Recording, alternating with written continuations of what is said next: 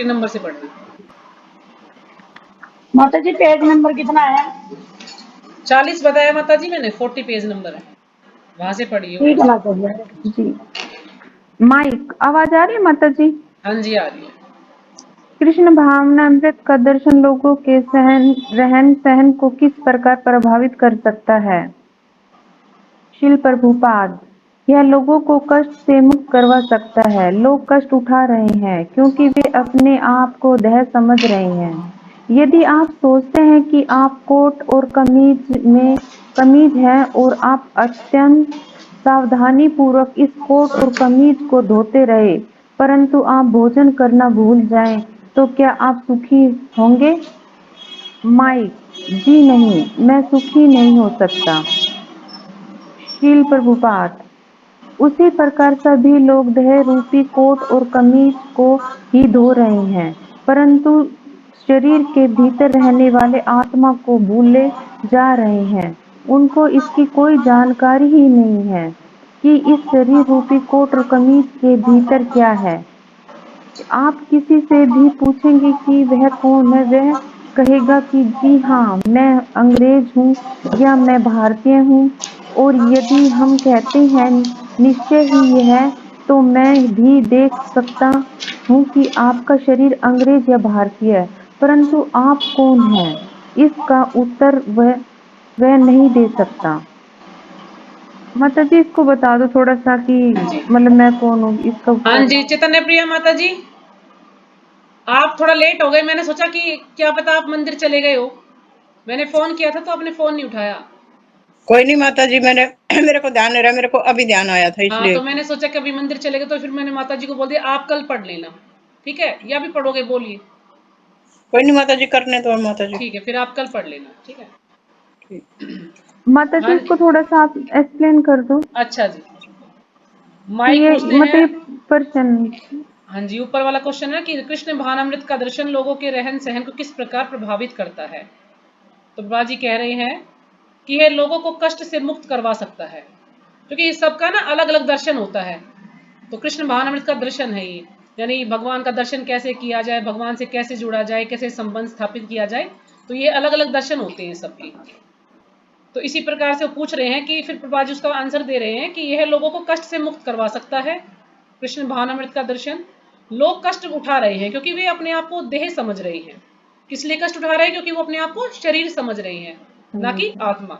यदि आप सोचते हैं कि आप कोट और कमीज हैं और आप अत्यंत सावधानी पूर्वक इस कोट और कमीज को धोते रहें, परंतु आप भोजन करना भूल जाएं, तो क्या आप सुखी होंगे? मान लीजिए हम बस कोट और कमीज को धोते रहें और भोजन ना करें, तो क्या हम सुखी रहेंगे? तो कहने का तात्पर्य क्या है कि हम इस शरीर को सजाते रहें और जो इसके अंदर आत्मा है उसको भूल जाएं। तो क्या ये सही होगा? क्योंकि हम शरीर को तो सजाने में लगे हैं, उसको अच्छे अच्छे कपड़े लेकर आते हैं, अपने हेयर स्टाइल चेंज करते रहते हैं, लेकिन जो अंदर आत्मा है उसको भूल जाते हैं।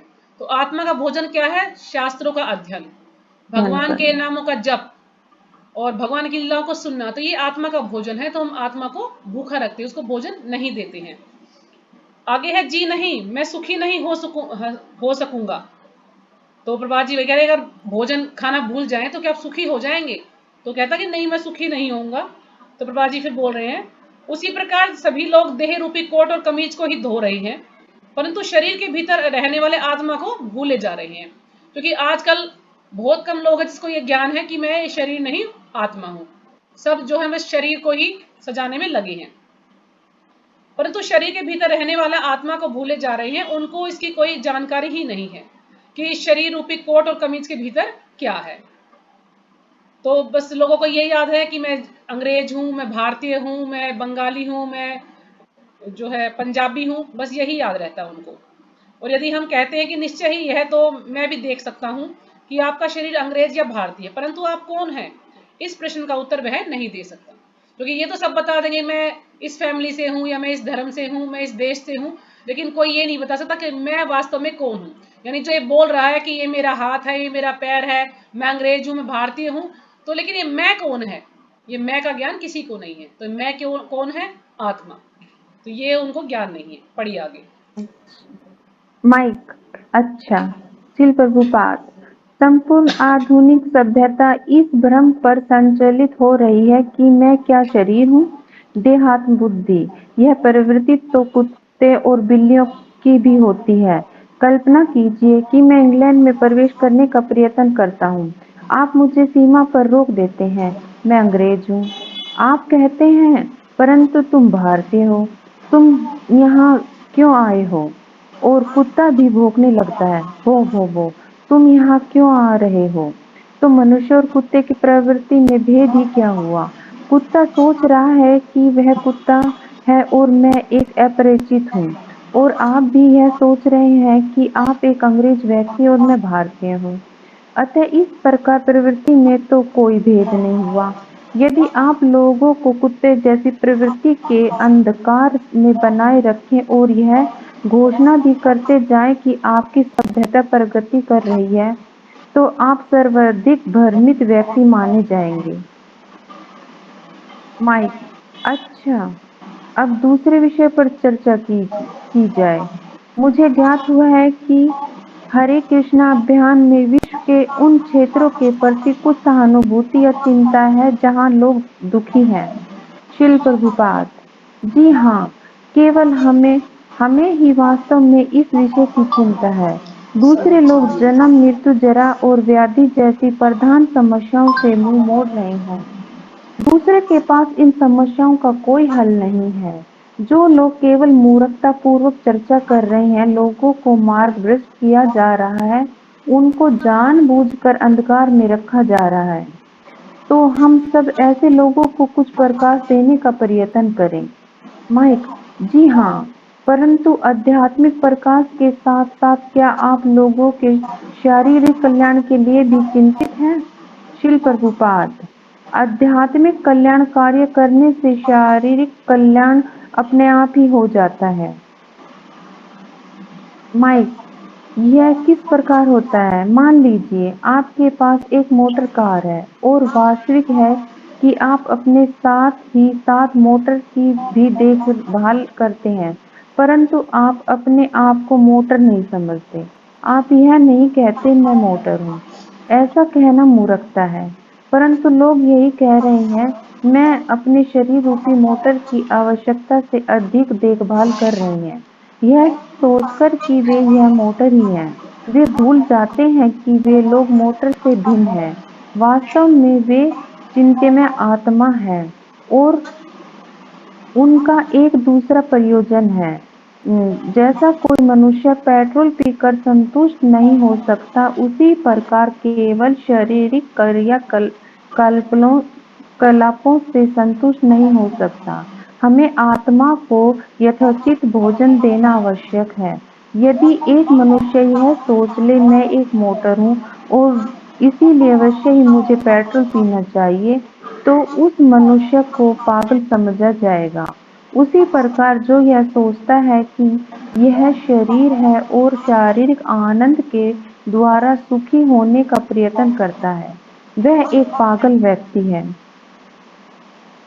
माइक: यह एक उद्धरण है जिस पर मैं आपका मत जानना चाहूँगा। यहाँ आने के पूर्व हरे कृष्ण भक्तों के द्वारा मुझे यह साहित्य प्राप्त हुआ, और उसमें एक स्थान पर आप कहते हैं, दार्शनिक सिद्धांतों के बिना धर्म केवल एक भावुकता है। क्या आप इसको थोड़ा स्पष्ट कर सकते हैं? शील प्रभुपाद: अधिकांश धार्मिक व्यक्ति कहते हैं हम विश्वास करते हैं, परंतु ऐसे विश्वास का मूल्य ही क्या? आप किसी ऐसी वस्तु पर ही विश्वास कर सकते हैं जो यथार्थ से सही न हो। उदाहरण के लिए, कुछ क्रिश्चियन लोग कहते हैं हम विश्वास करते हैं कि पशुओं में आत्मा नहीं होती। यह ठीक नहीं है।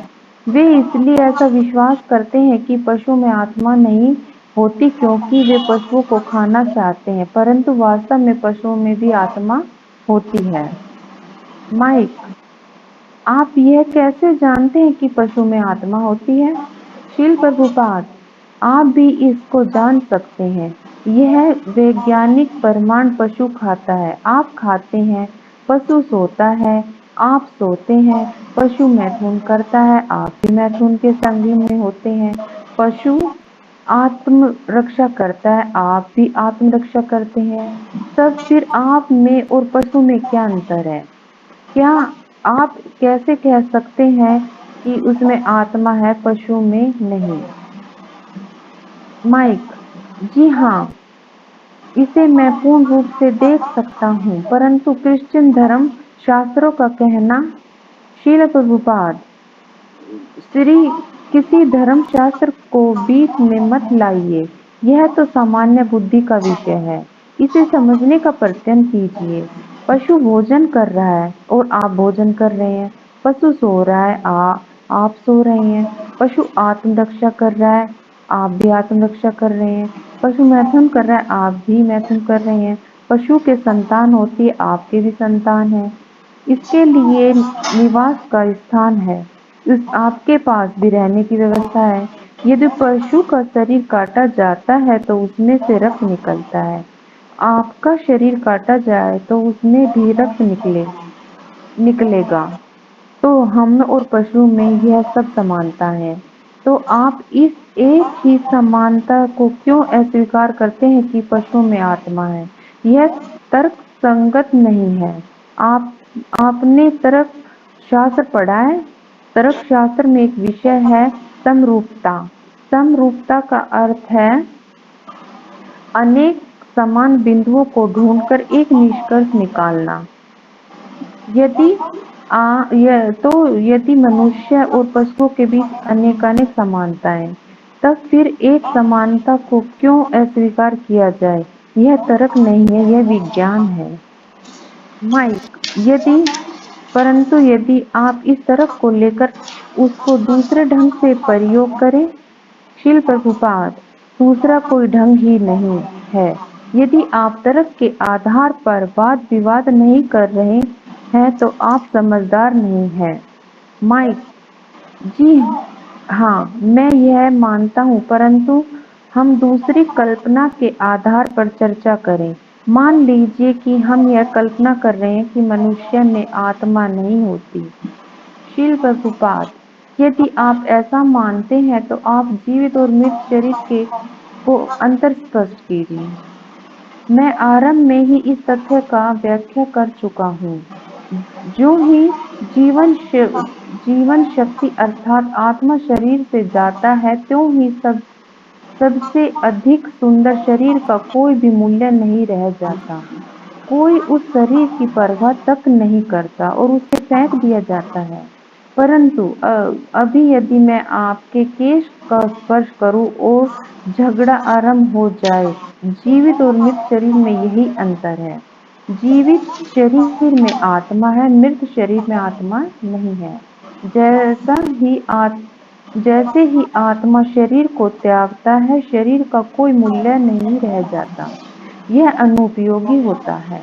इस तथ्य को समझना साधारण सा कार्य है, परंतु बड़े से बड़े तथाकथित वैज्ञानिक और दार्शनिक गण भी इसे समझने में जड़ बुद्धि सिद्ध होते हैं। आधुनिक समाज अत्यधिक निकृष्ट अवस्था में है, सुबुद्धि वाला कोई भी मनुष्य नहीं रह गया है। माइक: क्या आप अभिप्राय उन वैज्ञानिकों से है जो जीवन के आध्यात्मिक आयाम को समझने में असफल हैं? शील प्रभुपाद: जी हाँ, वास्तविक ज्ञान का अर्थ है भौतिक और आध्यात्मिक प्रत्येक का पूर्ण ज्ञान। माइक: क्या आप अपने पूर्व आश्रम में एक रसायन शास्त्री नहीं थे? शील प्रभुपाद: जी हाँ, मैं अपने पूर्व आश्रम में एक रसायन शास्त्री था, परंतु एक रसायन शास्त्री बनने का कोई बहुत अधिक बुद्धि की आवश्यकता नहीं पड़ती। कोई साधारण बुद्धि वाला मनुष्य भी यह कार्य कर सकता है। ठीक है माता जी, बस हम्म, यहाँ तक। हरे कृष्णा माता जी, हाँ जी, धन्यवाद। हरे कृष्णा। तो 3 पेज बच गए माता जी, कल आप पढ़ना चैतन्य प्रिया माता जी, ठीक है, कल आप पढ़ लेना। तो जी इसमें से किसी को कोई समझ ना आया हो तो कुछ पूछना चाहते हैं तो बताइए, और समझ आ गया है तो फिर हम आपसे और कुछ सुनेंगे।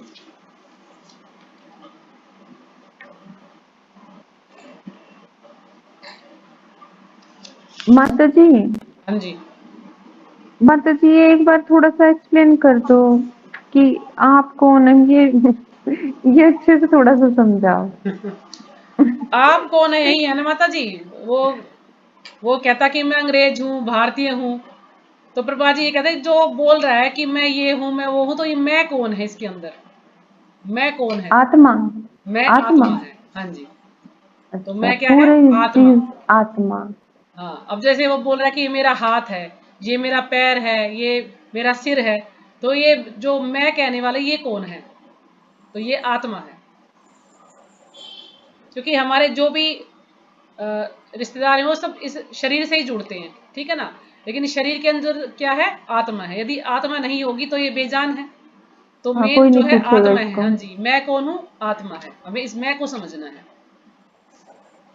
माता जी अब हमारे से कोई पूछे तो हम हाँ, तो प्रभा मैं जी यही तो कौन पूछ रहे हैं कि आप ये तो बता दोगे कि मैं वहां से आया हूँ, या मैं इस धर्म से हूँ, या मैं इस देश से हूँ।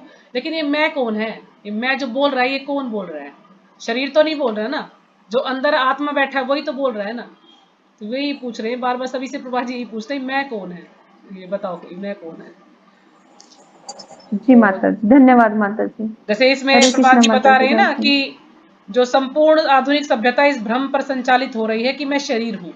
जो हाँ जी आधुनिक माता। सभ्यता आजकल की, वो क्या है कि यही सोच रहा है, इसी पर नियंत्रण, ये जो भ्रम है ना, इसी पर नियंत्रण पाने का प्रयास कर रहे हैं कि मैं ये शरीर हूँ बस। क्योंकि उन्हें आत्मा ज्ञान ही नहीं है। तो प्रभात जी फिर बता रहे हैं कि यह प्रवृत्ति कुत्ते और बिल्लियों में भी है। यानी ये कार्य तो कुत्ते बिल्ली में भी करते हैं, कुत्ते बिल्ली भी करते हैं। उनके अंदर भी जो आदत होती है कि वो बच्चे पालते हैं या रक्षा करते हैं, सोते हैं, खाते हैं। और मनुष्य भी ये कार्य करता है। तो फिर वो माइक पूछते हैं कि क्रिश्चियन धर्म, उसमें तो लिखा है कि उसमें आत्मा नहीं होती पशुओं में। तो प्रभा जी कहते हैं कि आप इसको कैसे कह सकते हैं कि पशु में आत्मा नहीं होती? आप भी सो रहे हैं, पशु भी सो रहा है, आप खा रहे हैं तो वो भी खा रहा है, वो बच्चे पैदा कर रहा है, आप भी बच्चे पैदा कर रहे हैं। फिर आप ऐसे कैसे कह सकते हो कि उसमें आत्मा नहीं है? आपका रक्त बह रहा है तो उसका भी रक्त बह रहा है, कुछ काटते हैं इसको, तो इसका मतलब उसमें भी आत्मा है। तो आप इसको नकार नहीं सकते कि पशुओं में आत्मा नहीं होती। सबके अंदर आत्मा होती है, और सबके अंदर आत्मा का एक ही साइज बताया गया है। चाहे पशु हो, चाहे पक्षी हो, चाहे जानवर हो, सबके अंदर आत्मा सेम आकार में होती है। लेकिन कुछ लोग मानते नहीं ना। कुछ लोगों का तो ये भी कहना है कि हम पशुओं को इसलिए खाते हैं, मुर्गियों को इसलिए खाते हैं कि नहीं खाएंगे तो बहुत सारी मुर्गियां इकट्ठे हो जाएंगे, बहुत सारे पशु इकट्ठे हो जाएंगे, इसलिए हम इनको खाते हैं। अगर इंसान भी तो इतने सारे इकट्ठे हो रहे हैं, कितनी सारी जनसंख्या है देश की, तो अगर वो भी ये सोचे, कोई सोचे भाई ये इंसान बहुत ज्यादा इकट्ठे हो रहे हैं, इन्हें भी खाया जाए, तो फिर ये तो गलत है ना। सबको जीने का अधिकार है, तुम क्यों किसी को मारना चाहते हो? जो भगवान ने उसको भेजा है, तो तुम कौन होते हो किसको मारे? तो कुछ लोगों का ये उत्तर होता है कि हम इसलिए खा रहे हैं ताकि इनकी संख्या कम हो जाए, नहीं तो बहुत ज्यादा हो जाएंगे, बढ़ जाएंगे ये। इस चीज को गलत वे में लेते हैं वो लोग। तो प्रभा जी उसको यही समझाने का प्रयास कर रहे हैं माइक को कि जो है सब जीवों में आत्मा होती है। कोई भी ये नहीं कह सकता कि उसके अंदर आत्मा नहीं है। फिर प्रभा जी इसमें उदाहरण देते हैं मोटर का, कि जो मोटर है, मान लीजिए आपके पास एक मोटर कार है, तो स्वाभाविक है कि आप अपने साथ ही साथ मोटर की भी देखभाल करते हैं। हम हमारे पास गाड़ी है तो हम उसकी देखभाल करते हैं ना। लेकिन हम ये तो नहीं समझ लेते कि जो मोटर है ये मैं हूं। ऐसा तो नहीं समझते। हम यही समझते हैं कि हाँ ये मोटर है और ये मैं हूं, मुझे इसकी देखभाल करनी है। तो प्रभा जी कह रहे हैं कि आप यह नहीं कहते कि मैं मोटर हूं। लेकिन जो आजकल के लोग हैं ना, वो यही समझते हैं कि मैं अपने शरीर रूपी मोटर की आवश्यकता से अधिक देखभाल कर रही हैं। कि जो शरीर रूपी मोटर है, ये शरीर है, इसको मोटर का उदाहरण देकर प्रभा जी समझा रहे हैं कि जो शरीर रूपी मोटर है इसका ज्यादा ध्यान रखते हैं आजकल के लोग। लेकिन जो उसमें अंदर आत्मा बैठा है उसको ध्यान नहीं देते हैं, जो कि इस मोटर से भिन्न है, यानी वो इस शरीर से अलग है। वास्तव में वे चिन्मय आत्मा है और उनका एक दूसरा प्रयोजन है। जैसे कोई मनुष्य पेट्रोल पीकर संतुष्ट नहीं हो सकता, उसी प्रकार कोई भी केवल शारीरिक क्रियाकलापों से संतुष्ट नहीं हो सकता। अब मान लीजिए जो मनुष्य है, क्या वो पेट्रोल पीकर संतुष्ट हो सकता है? पेट्रोल पी सकता है? पहली बात तो पेट्रोल पी ही नहीं सकता, वो मर ही जाएगा। जब वो पी भी लेगा तो क्या उससे वो संतुष्ट हो जाएगा? उसको सब कुछ चाहिए ना, खाली पेट्रोल से तो काम नहीं चलने वाला। तो प्रभुपाद जी यही बता रहे हैं कि हमें आत्मा को यथोचित भोजन देना चाहिए, क्योंकि यथोचित यानी जो कि उसके लिए आवश्यक है, जो उसके लिए जरूरी है, वो भोजन हमें आत्मा को देना चाहिए। आत्मा का भोजन है भगवान के नामों का जप करना, शास्त्रों को पढ़ना और भगवान की लीलाओं को सुनना। तो क्योंकि वो क्या है, वो सनातन है, वो शाश्वत है, वो हमेशा उसका कार्य है भगवान की सेवा करना और भगवान के नाम जप में ही जो है अपना ध्यान लगाना। तो इसलिए हमें आत्मा का भोजन तो हम कोई दे नहीं रहा, हम बस इस शरीर को ही भोजन दे रहे हैं। तो आत्मा को भोजन देना है, हमें शास्त्रों को पढ़ना है, भगवान से अपने संबंध को समझना है और उनकी सेवा करनी है। तो फिर प्रभुपाद जी समझाने कि यदि एक मनुष्य यह सोचे कि मैं मोटर हूं और इसलिए अवश्य ही मुझे पेट्रोल पीना चाहिए, तो उस मनुष्य को पागल कहा जाएगा। तो ऐसा मनुष्य क्या है, पागल है वो, जो सिर्फ पेट्रोल पीकर ही कहता था मैं पेट्रोल पीऊंगा, मैं मोटर हूं, तो उसको पागल कहा जाएगा। तो फिर माइक पूछते हैं कि यह एक उदाहरण है जिस पर मैं आपका मत जानना चाहता हूं। यहाँ आने के पूर्व हरे कृष्ण भक्तों के द्वारा मुझे यह साहित्य प्राप्त हुआ और उसमें एक स्थान पर कहते हैं कि दार्शनिक सिद्धांतों के बिना धर्म केवल एक भावुकता है। क्या आप इसको थोड़ा स्पष्ट कर सकते हैं कि दार्शनिक सिद्धांतों के बिना, कि जो दार्शनिक हैं उनके सबके अलग अलग सिद्धांत होते हैं। दार्शनिक ऐसे लोग होते हैं जो कि ऐसी स्थिति में भी, कोई मुश्किल स्थिति हो उसमें भी वो आशावान बने रहते हैं। मान लीजिए जैसे उदाहरण है, किसी की पत्नी भाग गई है, तो फिर भी वो दुख नहीं करेंगे कि पत्नी भाग गई, कहते हैं उसे अगर मुझसे प्यार होगा तो वो वापस मेरे पास आ जाएगी। यानी वो ऐसी परिस्थिति में भी वो आशा रखते हैं कि हाँ ये कार्य ऐसे हो जाएगा। तो फिर प्रभुपाद वो बता रहे हैं कि दार्शनिक सिद्धांतों के बिना धर्म केवल एक भावुकता है, आप इसे समझाइए। तो प्रभुपाद समझा रहे हैं कि अधिकांश धार्मिक व्यक्ति कहते हैं हम विश्वास करते हैं, कुछ लोग जो उनका क्या कहना है कि हम विश्वास करते हैं। तो प्रभुपाद जी फिर वही बात दोहराए हैं कि विश्वास का मूल्य ही क्या है। आप किसी ऐसे व्यक्ति, ऐसे वस्तु पर भी विश्वास कर सकते हैं जो यथार्थ में सही नहीं हो। मान लीजिए कोई वस्तु है, वो वास्तव में वो वस्तु ठीक नहीं है, लेकिन उस पर भी हम विश्वास कर लेते हैं। तो हम धर्म पर भी ऐसे विश्वास, तो विश्वास करने का तो कोई मतलब ही नहीं है यहाँ पर। उदाहरण के लिए कुछ क्रिश्चियन लोग कहते हैं कि हम विश्वास करते हैं कि पशु में आत्मा नहीं होती। अब क्रिश्चियन लोग सोचते हैं, तो प्रभुपाद जी यही समझा रहे हैं कि वो सोचते हैं लेकिन पशुओं में आत्मा होती है, क्योंकि जो कार्य हम मनुष्य करते हैं वही सारे कार्य पशु भी करते हैं।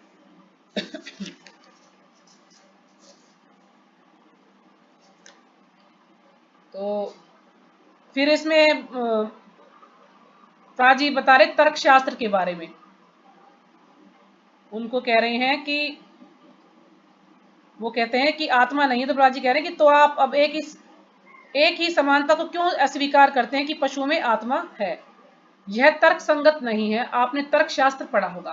तर्क संगत यानी अलग अलग तर्क देना, अपने अलग अलग मत दलील देना, उसके बेस पर। मान लीजिए किसी को हम कुछ समझाना चाहते हो, अलग अलग बातें उसको बोल के हम समझाने का प्रयास करते ना, कोई कुछ तर्क देता है, कोई कुछ बात कहता है, किसी के कोई मत होता है, तो इसी प्रकार से हम उसको समझाने का प्रयास करते हैं।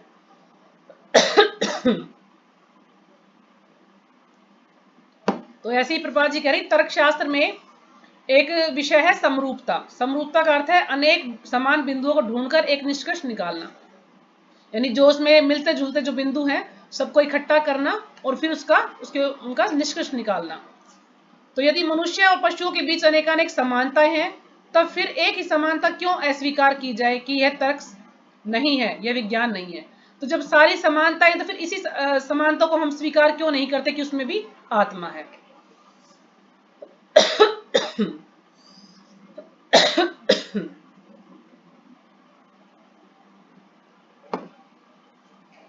तो ठीक है,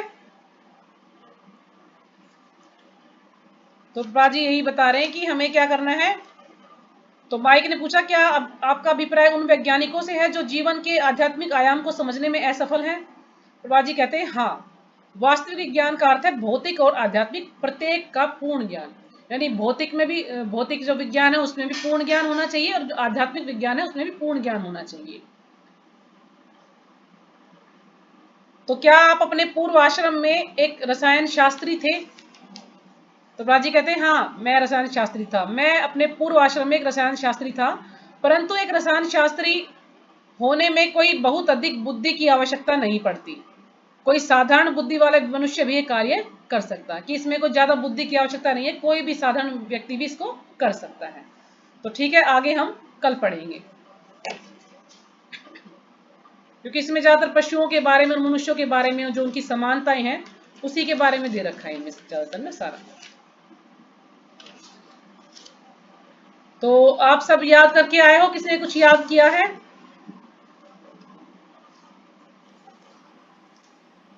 हाँ जी माता जी, आरती सुनी जाए कि शिक्षाष्टकम सुना जाए, क्या सुना जाए, बोलिए। आरती सुन लो माता जी।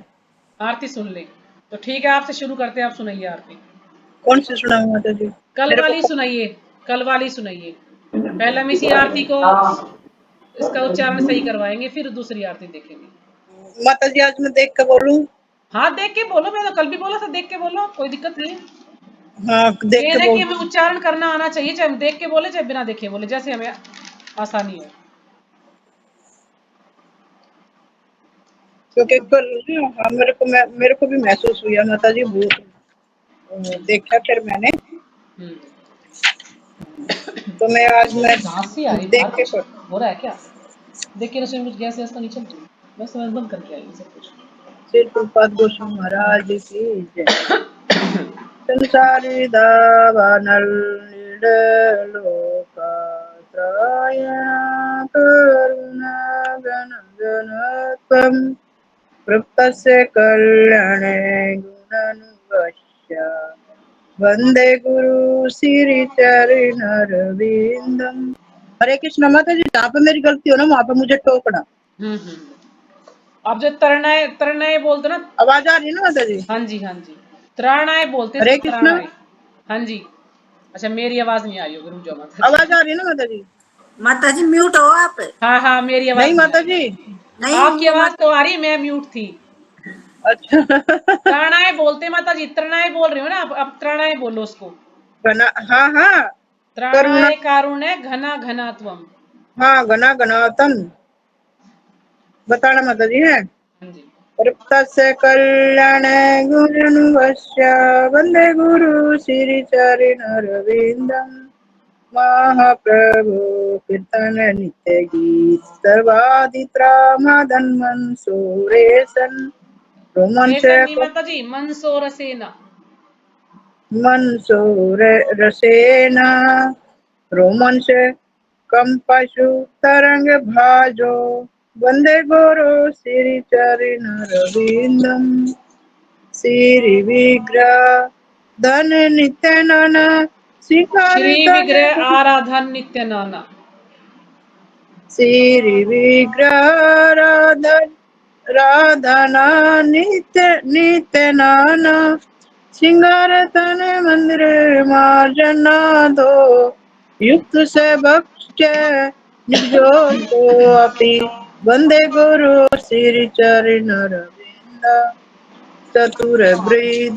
चतुर्वृधा श्री भगवत प्रसाद स्वादन तृपान हरिभक्त संगन पृथ्वी तृप्तम भजत सदेव वंदे गुरु श्री चरणरविंदम। श्री राधिका माधवो माधयो योर अपारे माधुर्य लीला गुण रूप नानम तीक्ष्ण स्वादन लोलुक्ष वंदे गुरु श्री चरणरविंदम।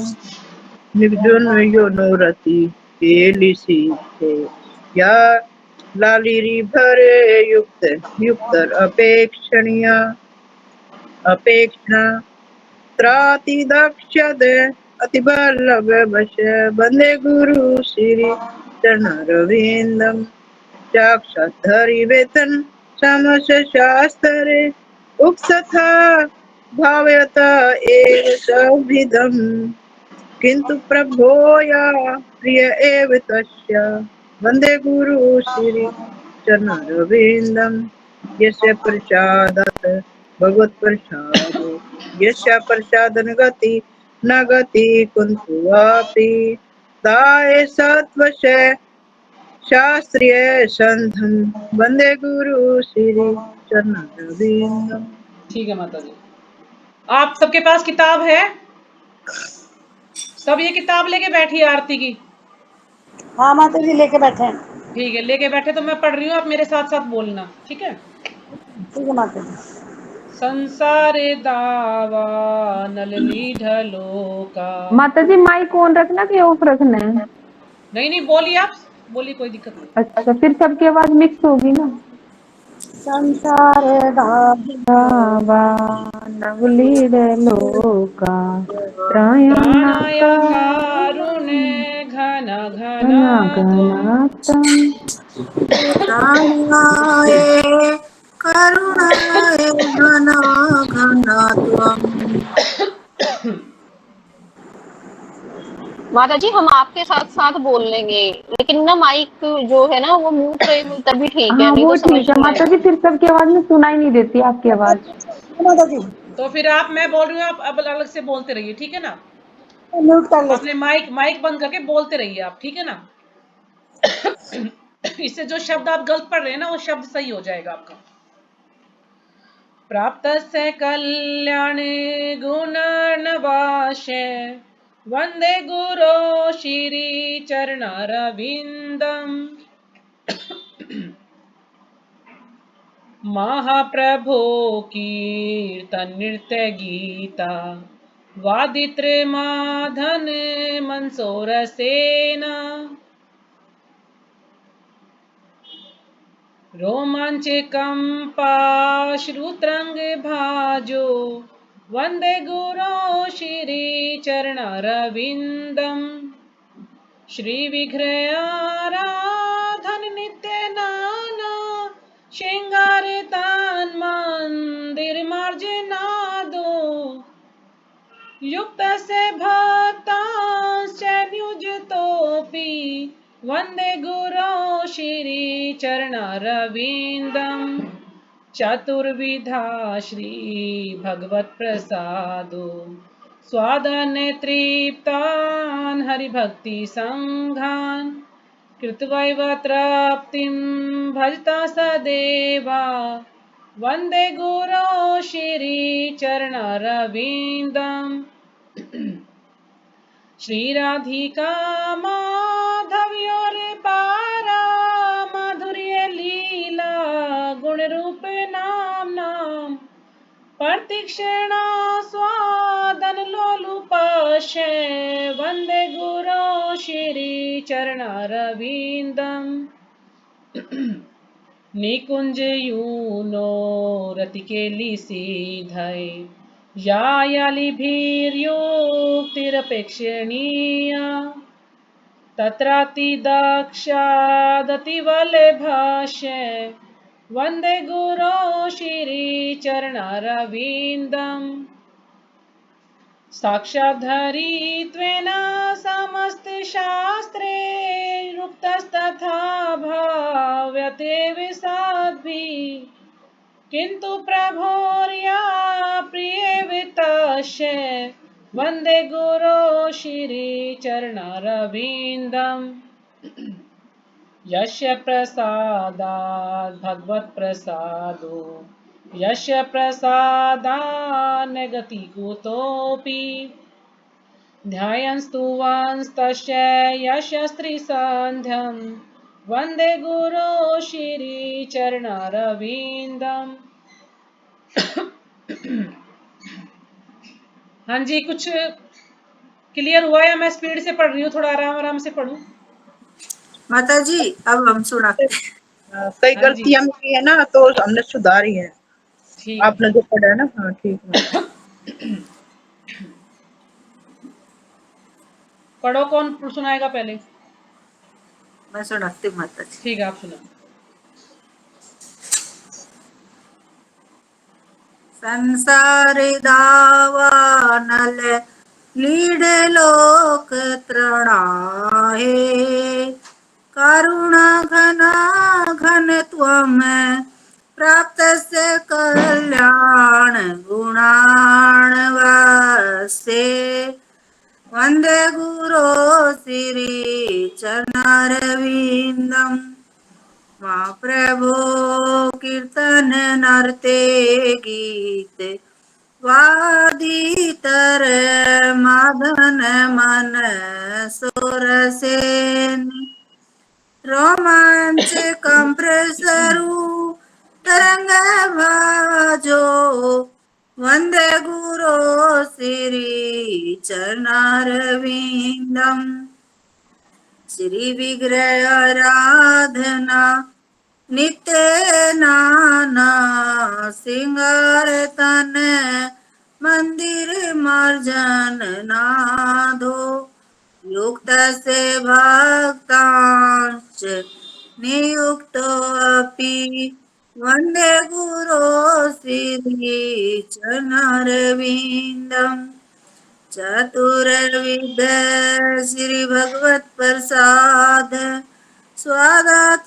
त्राप्तन हरिभक्त संगान कर्तव्य तृप्ति में भजत सदैव वंदे गुरो श्री चरणारविंदम श्री राधिका माधव योर पार माधुर्य लीला गुण रूप नाम नाम प्रतिक्षण स्वाधन लोलूप से वंदे गुरो श्री चरणारविंदम निकुंज यूनो रेती केली सीधही याली वीर युक्तर अक्षेणिया तत्राति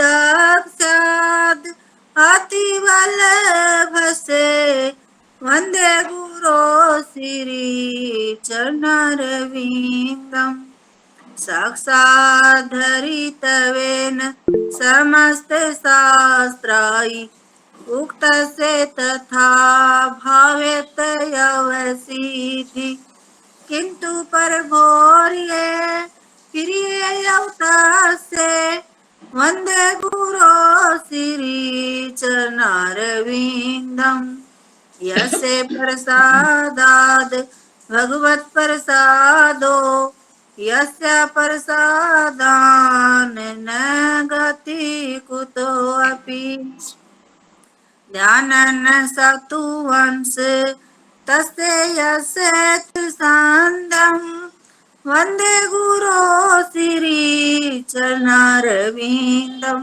हरे कृष्णा माता जी। ठीक है माता जी, काफी सुधार है।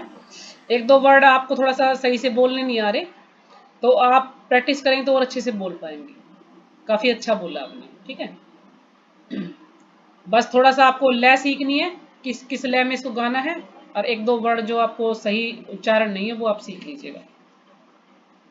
सबसे बेस्ट है कि आप आरती चला के उसको सुने, बार बार सुने कि वो क्या बोल रहे हैं, फिर आपको और अच्छे से आ जाएगा। हाँ जी, और कोई माता जी सुनाना चाहेंगी?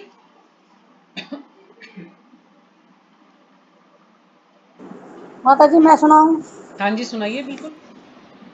अभी हमारे पास 15 मिनट हैं, जो सुनाना चाहता है सुनाइए, जो माता रह जी जाएगा उसे कल सुन लेंगे। हाँ जी, बोलने में कोई गलती हो सकती है तो थोड़ा सा हाँ हाँ, बोलने में कोशिश। तो बोलना ही तो सिखा रहे हैं आपको।